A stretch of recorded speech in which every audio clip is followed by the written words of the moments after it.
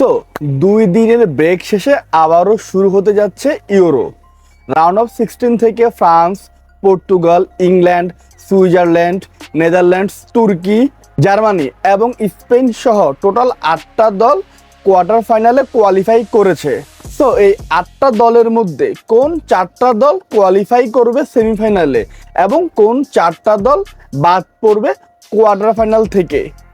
Let's make a prediction. Which team will win between Turkey and Netherlands? শেষ থেকে শুরু, অর্থাৎ তুর্কি এবং নেদারল্যান্ডের ম্যাচটি কোয়ার্টার ফাইনালের লাস্ট ফাইট।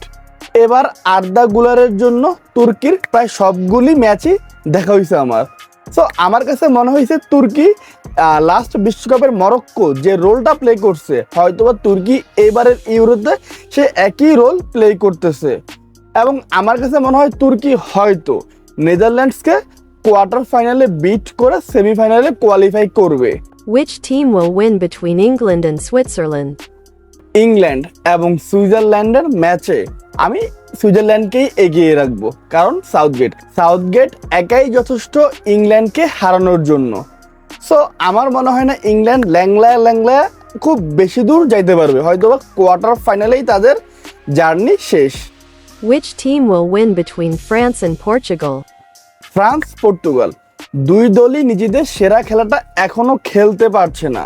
যদিও পরিসংখ্যান অনুযায়ী ফ্রান্সের চাইতে পর্তুগাল এই ইউরোতে বেটার টিম, তবে ফ্রান্সের একজন এমবাপ্পে আছে, একজন গ্রিজম্যান আছে এবং পর্তুগালের তো কম্বিনেশনেই সমস্যা। সো আমি হয়তোবা এখানেও ফ্রান্সকেই এগিয়ে রাখবো, তবে পর্তুগাল জিতলো খুব বেশি অবাক হব না এবং হয়তোবা ফ্রান্সের ডিফেন্স লাইন আপই ম্যাচের ডিফারেন্স ক্রিয়েট করবে। Which team will win between Spain and Germany? Spain, Germany, the big match, final before final type match আর কি। এখান থেকে জয়ী দলই হয়তোবা এবারের ইউরোর চ্যাম্পিয়ন হতে পারে। সেক্ষেত্রে হয়তোবা জার্মানির সুযোগটাই কিঞ্চিত বেশি।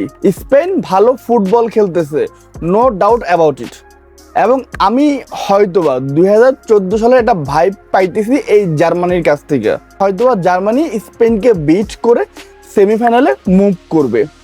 সো আমি জার্মানিকেই পিক করলাম।